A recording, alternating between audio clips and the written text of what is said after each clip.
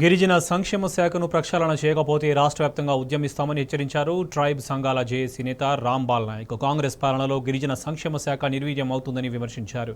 గిరిజన శాఖకు బీఆర్ఎస్ పాలనలో విడుదల చేసిన నిధులను అడ్డుకోవడం సరికాదన్నారు. వెంటనే 219 కోట్లు విడుదల చేయాలన్నారు రాంబాల్ నాయక్. గిరిజన సంక్షేమ శాఖకు మంత్రిని నియమించకపోవడం ఇది చాలా దురదృష్టకరమైన విషయం.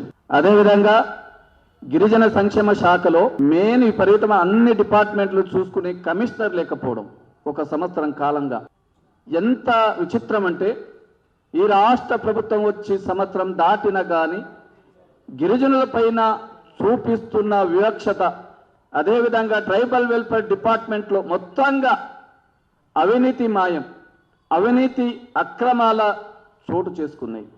ఒకటి కాదు, రెండు కాదు, నువ్వు ఏది చూసినా, ఏ శాఖలో చూసినా, ఏ డిపార్ట్మెంట్లో చూసినా మొత్తానికి మొత్తం అవినీతిమయమైపోయింది.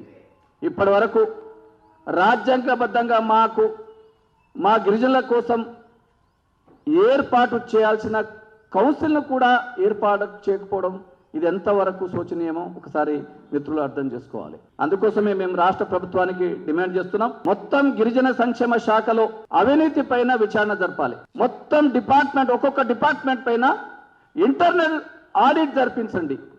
దీనిపైన శ్వేతపత్రం విడుదల చేయండి.